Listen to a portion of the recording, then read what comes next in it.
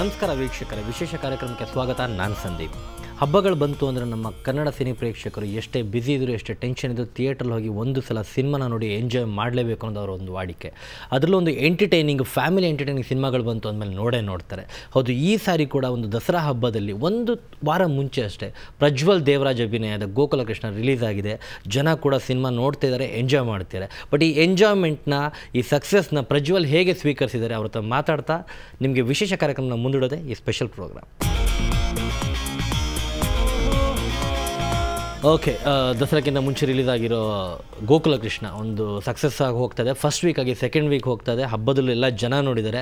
ಹಬ್ಬ ಮುಗಿದ ಮೇಲೆ ಪ್ರಜ್ವಲ್ ನಮ್ಗೆ ಸಿಕ್ಕಿದ್ದಾರೆ. ಪ್ರಜ್ವಲ್ ನಮಸ್ತೆ. ನಮಸ್ಕಾರ. ನಮಸ್ಕಾರ ಸರ್. ಬಿಲೇಟೆಡ್ ದಸರಾ ಹಬ್ಬದ ಶುಭಾಶಯಗಳು. ಮೊನ್ನೆ ಮುಗಿದೋಗ್ಬಿಟ್ಟಿದೆ ಹಬ್ಬ ಎಲ್ಲ. ಸೊ ಹೇಗೆ ಎಂಜಾಯ್ ಮಾಡಿದ್ರಿ ಹಬ್ಬ? ಹೇಗೆ ಸೆಲೆಬ್ರೇಟ್ ಮಾಡಿದ್ರಿ ಹಬ್ಬ? ಯೂಶಲಾಗಿ ಆಯುಧ ಪೂಜೆ ಮನೆಯಲ್ಲಿ ಸ್ವಲ್ಪ ಗ್ರ್ಯಾಂಡಾಗಿ ಮಾಡ್ತೀವಿ.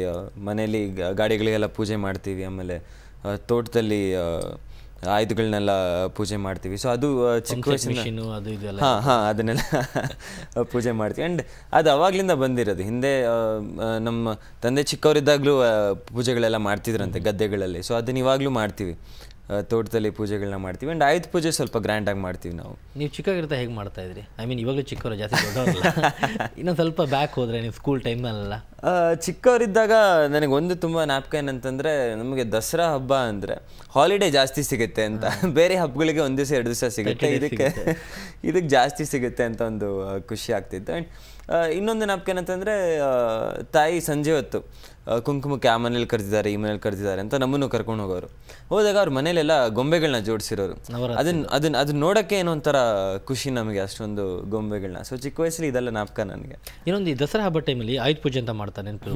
ಅವಾಗ ಪ್ರತಿಯೊಬ್ಬರು ಅವ್ರ ಹತ್ರ ಒಂದು ವೆಹಿಕಲ್ನ ಪೂಜೆ ಮಾಡ್ತಾರೆ. ಹೌದು. ನಿಮಗೆ ಏನಾದ್ರು ಅದು ನೆನಪಿದೆ? ನಿಮ್ಮ ಸೈಕಲ್ಲು ಅಥವಾ ಬೈಕು, ಫಸ್ಟ್ ಸೈಕಲ್? ಜ್ಞಾಪಕ ಇದೆ.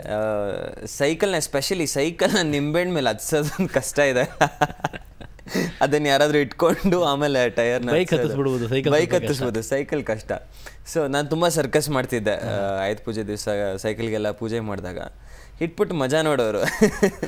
ಸೊ ಅದನ್ನ ಯಾರಾದರೂ ಒಬ್ರು ಇಟ್ಕೊಂಡು ಆಮೇಲೆ ವೀಲ್ನ ಅದ್ರ ಮೇಲೆ ಹತ್ತಿಸ್ತಿದ್ದೆ. ಸೊ ಆಮೇಲೆ ಗೊತ್ತಿರ್ತಿರ್ಲಿಲ್ಲ ನನಗೆ, ಹಿಂಗೆ ಹತ್ತಿಸ್ಬಿಟ್ಟು ಹಿಂಗೆ ಹಿಂದೆ ತೊಗೊಂಡ್ಬಿಡ್ತಿದ್ದೆ. ಅವಾಗ ಹೇಳೋರು ನನಗೆ, ಹಿಂದೆ ಬರಬಾರ್ದಪ್ಪ, ಮುಂದೆನೇ ಗಾಡಿ ನಿಲ್ಲಿಸ್ಬೇಕು ಅಂತ. ಸೊ ಆ ಎಕ್ಸ್ಪೀರಿಯನ್ಸಸ್ ಎಲ್ಲ ಜ್ಞಾಪಕ ಇದೆ ನನಗೆ. ನಂಬ್ತೀರಾ ಶಾಸ್ತ್ರಗಳೆಲ್ಲ ಹಂಗಾದ್ರೆ? ಅಫ್ಕೋರ್ಸ್. ಅಂದರೆ ಅದು ಯಾಕೆ ಏನು ಅನ್ನೋದಕ್ಕಿಂತ ಹೆಚ್ಚಾಗಿ ಆ ಕಾಲದಿಂದ ನಡ್ಕೊಂಡು ಬರ್ತಾ ಇರೋದು.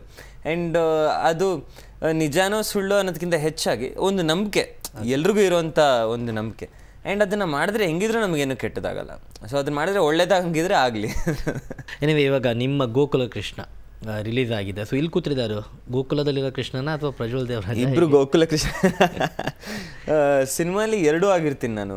ಗೋಕುಲ್ ಆಗಿರ್ತೀನಿ, ಕೃಷ್ಣನೂ ಆಗಿರ್ತೀನಿ. ಫಸ್ಟ್ ಹಾಫಲ್ಲಿ ಗೋಕುಲ್, ಸೆಕೆಂಡ್ ಹಾಫಲ್ಲಿ ಕೃಷ್ಣ. ಆ್ಯಕ್ಚುಲಿ ಒಬ್ಬ ನಟನಾಗಿ ಐ ಥಿಂಕ್ ಈ ಸಿನಿಮಾ ನನಗೆ ಪರ್ಫಾರ್ಮೆನ್ಸ್ಗೆ ತುಂಬ ಸ್ಕೋಪ್ ಇತ್ತು. ಫಸ್ಟ್ ಹಾಫಲ್ಲಿ ಈಗ ಅಬ್ರಾಡಲ್ಲಿ ಮುಗಿಸ್ಕೊಂಡು ಬಂದಿರೋ ಹುಡುಗರು ಗೊತ್ತಲ್ಲ, ಆ್ಯಕ್ಸೆಂಟ್ ಇರುತ್ತೆ, ಯೋ ಡೂಡ್ ವಾಟ್ಸಾಪ್ ಅಂದ್ಕೊಂಡು ಆ್ಯಕ್ಸೆಂಟ್ ಇರುತ್ತೆ. Hi fi life. ಆ್ಯಂಡ್ ಇವ್ನು ಹೆಂಗಿರ್ತಾನೆ ಅಂದರೆ ಬರೀ ಖರ್ಚು ಮಾಡೋದೇ ಜೀವನ, ಸ್ನೇಹಿತರ ಜೊತೆ ಓಡಾಡೋದು, ಒಳ್ಳೊಳ್ಳೆ ಬಟ್ಟೆಗಳು ಹಾಕೊಂಡು ತಿರುಗಾಡೋದು, ಅಷ್ಟರಲ್ಲೇ ಇರ್ತಾನೆ. ಬಟ್ ಕೃಷ್ಣನ ಕ್ಯಾರೆಕ್ಟರ್ ಹೇಗಿರುತ್ತೆ ಅಂದರೆ, ಇವನಿಗೆ ಜೀವನದ ಬಗ್ಗೆ ಏನೂ ಗೊತ್ತಿರಲ್ಲ ಗೋಕುಲ್ಗೆ. ಕೃಷ್ಣನ ಜೀವನದ ಬಗ್ಗೆ ಎಲ್ರಿಗೂ ಹೇಳ್ಕೊಡ್ತಾನೆ. But it's the same guy. So ಇವನು ಗೋಕುಲ್ ಕೃಷ್ಣ ಏನಕ್ಕೆ ಆಗ್ತಾನೆ ಅಂತ ಸಿನಿಮಾ ನೋಡ್ದಿರೋರು ಸಿನಿಮಾಲಿ ನೋಡಬೇಕು. ಆ್ಯಂಡ್ ಸಿನಿಮಾ ನೋಡಿರೋರ್ಗೆ ಆಲ್ರೆಡಿ ಗೊತ್ತಿರುತ್ತೆ. ಅಲ್ಲ, ಆಲ್ಮೋಸ್ಟ್ ಇವಾಗ ಹಬ್ಬದಲ್ಲೂ ನೋಡಿರ್ತಾರೆ 3 ದಿನ. ಇವಾಗ ಯಾವುದು ಬೇರೆ ಚಿತ್ರಗಳು ಇರಲಿಲ್ಲ, ನಿಮ್ಮ ಚಿತ್ರ ಫ್ಯಾಮಿಲಿ ಎಂಟರ್ಟೈನಿಂಗ್ ಸಿನಿಮಾ ಅಂತ ಹೇಳ್ತದೆ. ಮತ್ತು ಇನ್ನೊಂದು, ಈ ಸಿನಿಮಾ ಗೋಕುಲ ಕೃಷ್ಣ ಅಂದರೆ ಏನಿದೆ? ಒಂದು ಕಾಮಿಡಿ ಎಂಟರ್ಟೈನಿಂಗ್ ಅಥವಾ ಆ್ಯಕ್ಷನ್ ಬೇಸ್ಡ್? ಯಾವ ರೀತಿ? ಒಂದು it's not right family entertainer ಅಂತ ಹೇಳ್ಬೋದು. ನಾನು ಸಿನಿಮಾ ರಿಲೀಸ್ಗೆ ಮುಂಚೆನೇ ಹೇಳ್ತಿದ್ದೆ, ಯಾವಾಗಲೂ ನಾವು ನಮ್ಮ ಸಿನಿಮಾಗಳನ್ನ ಫ್ಯಾಮ್ಲೀಸು ನೋಡ್ಬೋದು ಅಂತೀವಿ, ಫ್ಯಾಮ್ಲೀಸು ಬಂದು ನಮ್ಮ ಸಿನಿಮಾ ನೋಡ್ಬೋದು ಅಂತೀವಿ. ಬಟ್ ಈ ಸಿನಿಮಾ ಫ್ಯಾಮ್ಲೀಸ್ಗೋಸ್ಕರನೇ ಮಾಡಿರೋಂಥ ಒಂದು ಫಿಲಮ್ ಅಂತ ಹೇಳ್ಬೋದು. ಯಾಕಂತಂದರೆ ಅಪ್ಪ ಅಮ್ಮ ಮತ್ತು ಮಗ ಮಧ್ಯೆ ಇರೋವಂಥ ಸಂಬಂಧಗಳು, ಆಮೇಲೆ ತುಂಬ ಸೂಕ್ಷ್ಮವಾಗಿರೋವಂಥ ಫೀಲಿಂಗ್ಸು. ಈಗ ಅವನು ಅಬ್ರಾಡಿಂದ ಒಂದು 15 ವರ್ಷ ಅಬ್ರಾಡಲ್ಲಿ ಮುಗಿಸ್ಕೊಂಡು ಬರ್ತಾನೆ. ಬಂದಾಗ ತಾಯಿ ಆರತಿ ಹತ್ತಾರೆ. ಅವಾಗ ನಾನು ಹೇಳ್ತೇನೆ, ಏನಮ್ಮ ಎಲ್ಲರೂ ಟೆಕ್ನಾಲಜಿಯಲ್ಲೆಲ್ಲ ಎಷ್ಟು ಮುಂದೆ ಹೋಗಿದ್ದೀವಿ, ನೀವು ಇನ್ನೂ 1000 ವರ್ಷ ಹಿಂದೆನೇ ಇದ್ದೀರಿ ಅಂದ್ಬಿಟ್ಟು ಹೊಟ್ಟೋಗ್ತಾನೆ. ಅವ್ನಿಗೆ it's a very casual thing. ತಾಯಿಗೆ ಬೇಜಾರಾಗುತ್ತೆ, ಆಗಲ್ಲ ಅನ್ನೋದು ಅವ್ನು ಯೋಚನೆ ಮಾಡಲ್ಲ. ಸುಮ್ಮನೆ ನಾನೊಂದು ಜೋಕ್ ಹೊಡಿತಾ ಇದ್ದೀನಿ ಅಂದ್ಕೊಂಡು ನೋಡ್ಕೊಂಡು ಮುಂದೆ ಹೊಟ್ಟೋಗ್ತಾನೆ. ಬಟ್ ಅಂಥ ಸೂಕ್ಷ್ಮತೆಗಳು, ಆ್ಯಂಡ್ ಅದು ಬಹುಶಃ ಎಲ್ಲರ ಲೈಫಲ್ಲೂ ಆಗುತ್ತೆ ಅನಿಸುತ್ತೆ. ಎಲ್ಲೋ ಒಂದು ಕಡೆ ನಾನು ನಮ್ಮ ತಾಯಿಗೆ ಒಂದು ಕ್ಯಾಶುವಲ್ ಆಗಿ ಎಲ್ಲೋ ಒಂದು ಕಡೆ ನೋವು ಮಾಡಿರ್ತೀನಿ. ಸೊ ಅದನ್ನು ಮಾಡಬಾರ್ದು, ನಾವು ಸ್ವಲ್ಪ ಕೇರ್ಫುಲ್ ಆಗಿರಬೇಕು. ಆ್ಯಂಡ್ ತಂದೆ ತಾಯಿಗಳು ಅಷ್ಟೇ, ಎಷ್ಟೇ ದುಡ್ಡಿರಲಿ ಏನೇ ಇರಲಿ, ಮಕ್ಕಳನ್ನ ಒಂದು 15 ವರ್ಷ ದೂರ ಇಟ್ಟು ಬೆಳೆಸಿದ್ರೆ ಅವ್ರು ಅಫ್ಕೋರ್ಸ್ ತಂದೆ ತಾಯಿ ಜೊತೆ ಹೇಗಿರಬೇಕು ಅಂತಾನೆ ಗೊತ್ತಿರಲ್ಲ ಅವ್ರಿಗೆ. So with that small thought it's out right family based story.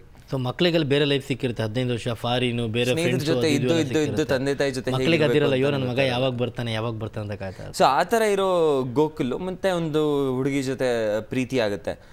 ಆ ಪ್ರೀತಿಯಿಂದ ಒಂದು ಜೀವನದಲ್ಲೆಲ್ಲ ಕಲಿತಾ ಬರ್ತಾನೆ. ಆ ಹುಡುಗಿಗೆ ಹೆಲ್ಪ್ ಮಾಡೋಕ್ಕೆ ಹಳ್ಳಿಗೆ ಹೋಗ್ತಾನೆ, ಆ ಹುಡುಗಿಗೆ ಗೊತ್ತಿಲ್ಲದೇನೆ.